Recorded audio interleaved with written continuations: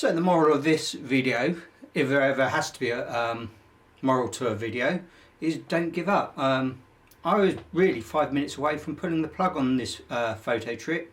As is the way with Devon, roads were closed for no apparent reason and rubbish diversions, and the weather changed, but I'm really glad I stuck with it because I think I got some really lovely photos. Anyway, on with the video.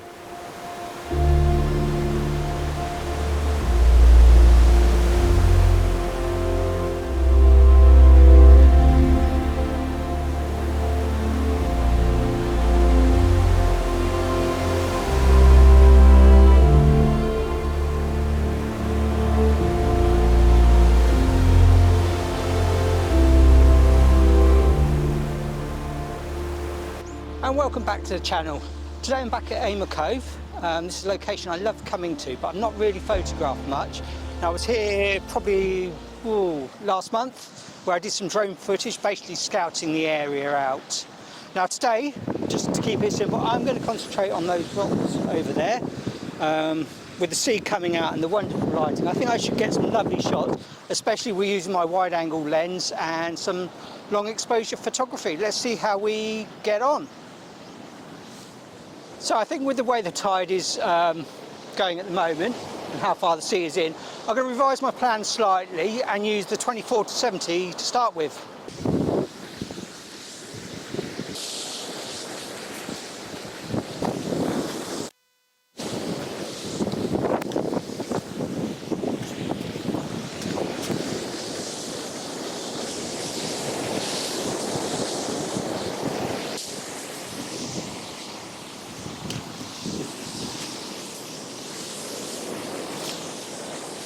Gosh, those seas are epic. Yeah, I'm going to have to work out a position because as you can see, I am going to get wet. Okay. So anyway, me again, sorry to interrupt the video. I stupidly forgot to set my camera to record some of the segments on the beach. Now this is a shot from the 24-70mm lens. It's not bad, it's just a handheld shot in the sea avoiding the waves. Now in the picture you obviously see how dramatic the seas are. I think it's apparent in the video as well. But after the shot I put the 14-30 back on the camera.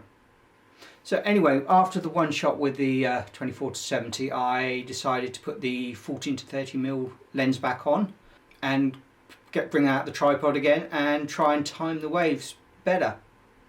So I'm going to put the photos up now and see what they're like. Hopefully there's some good ones here.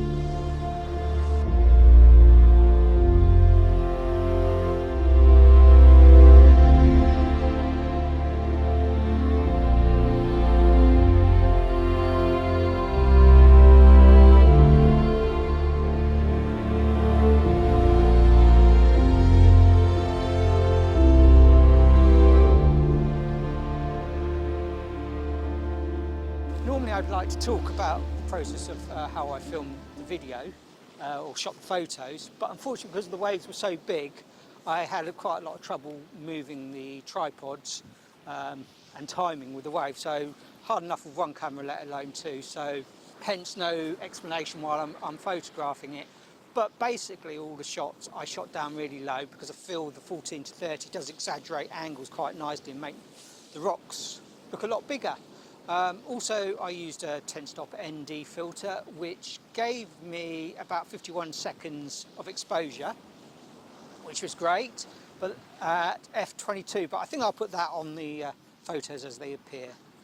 Oh, okay, I'm going to call it a day. As you can see, or possibly can see, I am pretty bloody wet.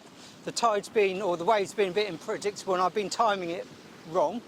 So I'm going to get home, I'm going to wash my camera in some water and my lenses, just give it, make sure there's no salt water damage, and take a look at the photos. Okay, it's me again, sorry about this. This is the last time, but it's not quite over yet. While I was packing up, I saw that the sea was a perfect kind of out, if that's a word, for me. So I started experimenting with some faster shutter speeds, And in the end, I ended up with this shot, which I'm really happy with.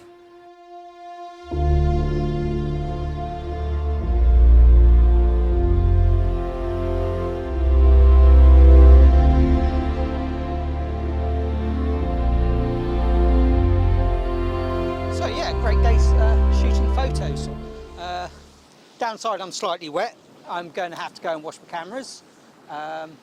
But looking on the back of the screen, they look like they're good. Won't know until I'm home on Lightroom. And even if they're not, I've had a, well, look at this. I've had a great day on the beach. I mean, sometimes even if you don't get a good photo, just being out in the open environment is enough reward in itself. Probably do another video on the photos and what I did in Lightroom, if they're any good, that is. But until the next video, see ya. Oh, and don't forget to like, comment, subscribe, wherever the thing is. Cheers.